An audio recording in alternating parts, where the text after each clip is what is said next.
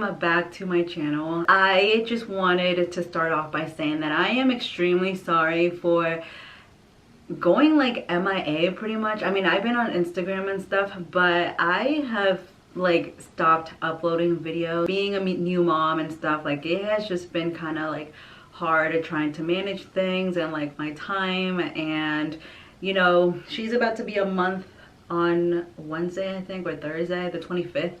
I don't even know what day we are in, to be honest. I know it's Monday, but I don't know like what's today's date, to be honest.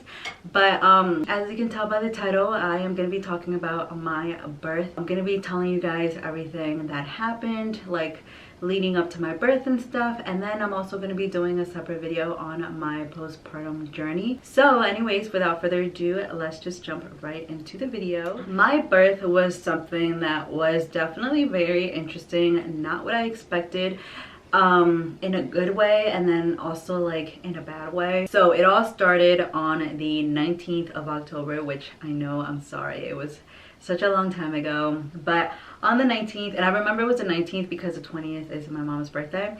So the 19th, I had an appointment, regular prenatal appointment, and I believe it was like around 11:15 or 12. No, it was 11:15. Yeah, it was at 11:15.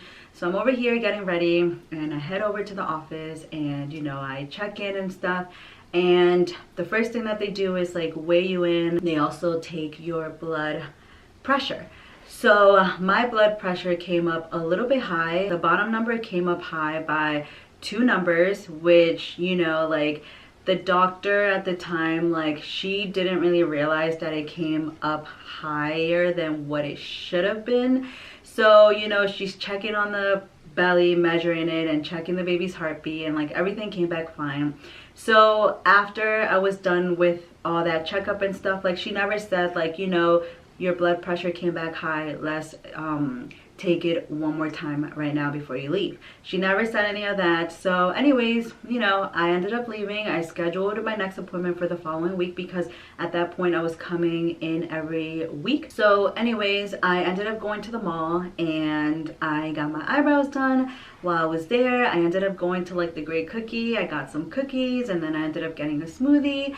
And then I went into my car and I got a phone call, and it was a doctor. And the doctor said, hey, so I apologize. You know, your blood pressure came back high and I didn't notice. I should have took your blood pressure again before you left. I forgot to do that. Is there any way you can come back today or even tomorrow to retake it again? And I was like, well, you know, I'm still in the area. I can go in literally right now. Like I'll be there like 10 minutes max.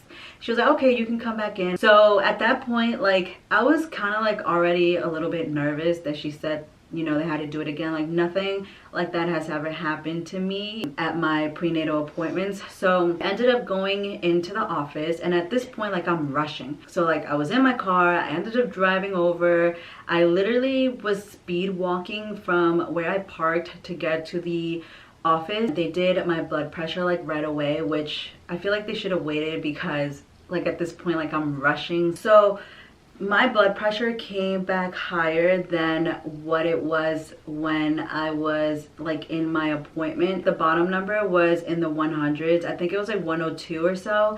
And she was like, okay, so, you know, it came back high. So we're just gonna wait 15 minutes, just have a seat, relax and stuff. While we waited, she was over here telling me like, you know, like if it does come back high, we're gonna have to send you to the hospital because we take blood pressure very serious.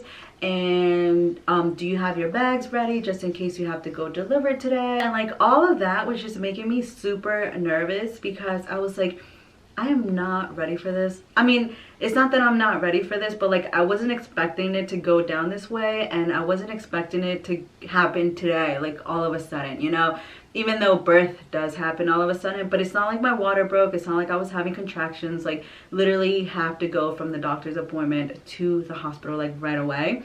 So I was like, I just wasn't expecting that. So anyways, 15 minutes go by and they take the blood pressure again, and it came back higher than it did 15 minutes ago. So the doctor was like, okay, you're gonna have to go to the doctor, to the hospital. So I'm gonna write in a note and, you know, just go home, go grab your stuff, go pack up your stuff or whatever, get ready and go straight to the hospital. Once I actually got into the hospital, they took my blood pressure and it did come back high, obviously, because like at this point I'm just super nervous, you guys, and like, you know, we were lost and like all that walking and stuff, like I was already out of breath. And so yeah, I came back high. So they ended up putting me on a wheelchair and just taking me into the labor and delivery room. So once we got into the labor and delivery room, I forgot what they call that room, but it's kind of like a room where they prepare you before taking you into the actual labor room. You know, in that room, like they plug you onto stuff and they monitor the baby and they do a COVID test before actually going into the labor room. My boyfriend wasn't able to be in that room with me until the COVID test came back. So the COVID test took a long time to come back actually, and the whole time I was there, like my boyfriend did not come back at all because they ended up saying basically that everything was fine, and you know, my blood pressure was fine the whole time that I was there. The baby was doing fine, her heartbeat was doing fine. So the doctor came back and, you know, he actually said that everything came back fine and there was like no issue on delivering the baby that day. So what he did say was, you know, Sunday you're a new week, you're gonna be 39 weeks and we're gonna have to induce you because we don't want to make the problem worse about the high blood pressure. And so Sunday was the 24th, and I was like, okay, well, at least that kind of gives me some extra time to like get stuff done and just like mentally prepare myself, because I was just like not mentally prepared. Like everything just happened so quickly that day. Like, I don't know how to even explain it. Like I was just in shock pretty much the whole time. We ended up leaving the hospital. I don't remember exactly what time it was, to be honest. I had even vlogged a little bit of it just because I thought that I was actually gonna go into labor and like deliver that day. So Sunday came, and at 8:30 we ended up going, well, not at 8:30, it was like 6. We ended up leaving around 7 from here. We actually stopped by McDonald's and got some McDonald's breakfast, and we ended up, you know, like going to the hospital and stuff. Once we got into the hospital, unfortunately the nurse said that because it had been longer than 3 days already, that I had to redo another COVID test. So like same process again, like once the COVID test came back, my boyfriend would be able to be in the room with me. It only took about 2 hours, the whole thing, and like I was in that room again, like the same room, and they had me hooked up onto like a whole bunch of stuff, monitoring the baby, like the baby's heartbeat and myself and stuff. Oh, and also on Tuesday when I was at the hospital, the doctor was already saying that I was already having contractions, and I was like, really? Like I don't feel anything. She was like, yeah, you are, like I can see them on the monitor. So yeah, I ended up going in on Sunday. I was kind of hoping that between Tuesday and Sunday I would go into labor myself. Like I didn't want to get induced. Unfortunately that didn't happen, but Sunday we ended up going in, and like eventually 2 hours passed by, the COVID test came back negative, and we ended up going into the labor and delivery room.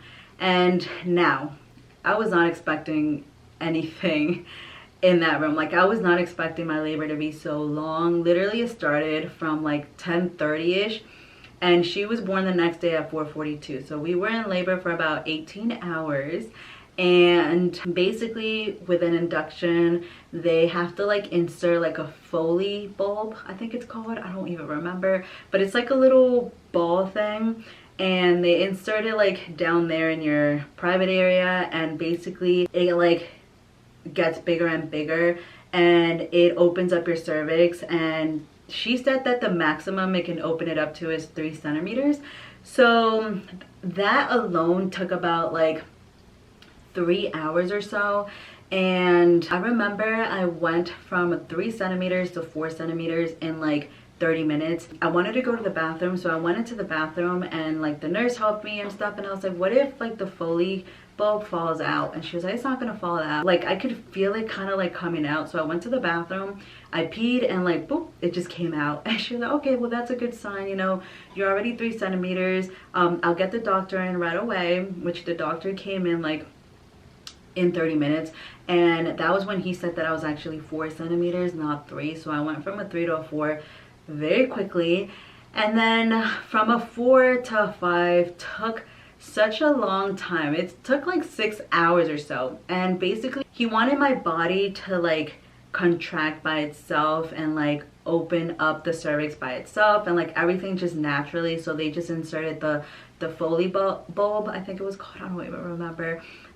They just inserted that to kind of get the process going and see like if my body took over the rest of the process, but unfortunately my body did not. So we were in labor, like they were just waiting for a very long time to see if my body would kind of just like do it naturally. Also when they inserted that thing down there, it was so bad, and every time they would check to see how much I was dilated, it felt so bad. Like they literally stick their whole hand in there, and I don't know what they do, like they use their fingers or something, but it feels really bad. And I was like, yeah, this is really painful. And so anyways, so they ended up giving me like Pitocin and all that fun stuff that comes with an induction or like the labor and stuff. Once I got from like 5 centimeters, 6 centimeters, that's when it started getting really bad. Honestly, it felt, and my aunt said this to me, but I just didn't know, like obviously you don't know, like people can tell you so many things but you don't know until you experience it. She was like, if you feel like you have to poop, that means you're in labor. So anyways, when I was like 5-6 centimeters, they you know, like I guess it really started kicking in. Honestly guys, it felt like I was gonna like poop myself. Like it kind of feels like you have like really, this might be TMI, but it feels like you have like really bad diarrhea, and like you're in the car or something and you're like holding it in, like you're like using your muscles down there to hold it in because you don't want to poop yourself, because if you like let it out, like poop will literally come out like diarrhea. After 6 centimeters, I was like, you know what, I need an epidural, which kicked in like right away, I felt like. And when I got the epidural, it was like 10 p.m. or so, and I was like, okay, hopefully the baby like hurries up and comes already. And no, we still had until 4 in the morning to go pretty much, but obviously I didn't know that at that time. So eventually they started noticing that the baby was not reacting too well to the contractions, and her heartbeat would kind of decrease every time. And once they said that, I was literally like, I was so nervous. I was like, what's going on? Like I hope my baby's okay. And you know, like I feel like I'm gonna have to end up getting a C-section, and like I really didn't want to get a C-section. It was me type of thing. Like I was just very nervous with like getting a C-section because they had already put me through an induction, and then all of a sudden now I have to get a C-section, and it's like the recovery is just so different from a vaginal birth. So anyways, like so many things were just like going through my mind. The baby, like I was mostly worried about the baby, and they kept coming in to our room to switch me sides because the baby was just like not reacting too well to the contraction. After that it was like a blur. They were like, just relax, go to sleep and stuff. But like they kept coming in, and like every time they would come in they were very nervous. Like the baby, like they were like, yeah, her heartbeat's decreasing and decreasing, we have to switch her. So they would switch me, and then they ended up giving me like an oxygen mask because the baby just wasn't getting enough oxygen. I don't even know, like I was like in this mask and stuff, and over here like looking at the monitor. Eventually, like it was like 4:20 maybe, the doctor came in. She was like, we're gonna have to check you just to make sure that like to see how dilated you are, because you know the baby's heartbeat. So she came in and she like stuck her hand in there. She was like, oh, you're ready to go, like you're fully dilated, I can feel her head. And my boyfriend was sleeping right next to me, and I was like, hey, like, you know, wake up, we're good to go. And he was like, what? Like, you know, he's in a deep sleep. He wakes up out of nowhere, and like everything's like happening so quickly at this point. And I was like, you know, get the camera ready. And my dumb self, I asked the nurse, I was like, hey, I just felt like it was the right thing to do, but I asked the nurse, I was like, hey, so are we able to record the delivery? And I should have known this. Unfortunately, she said, she was like, because of privacy reasons, we don't let the patients record or anything. So she ended up leaving, and I told my boyfriend, I was like, you know, just try to hide it somewhere. But he was like sleeping, like he was out of it, and he's over here trying to find a spot. Eventually the doctor comes in and the nurse comes in. Literally, like after the nurse left, like 30 seconds later, like the doctor comes in and she comes back in.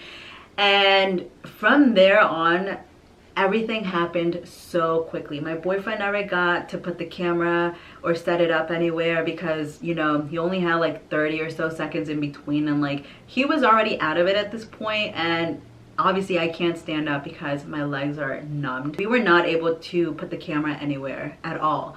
And so the doctor came in and she was like, you know, all right, we're gonna get started. It was 4:30 at this point.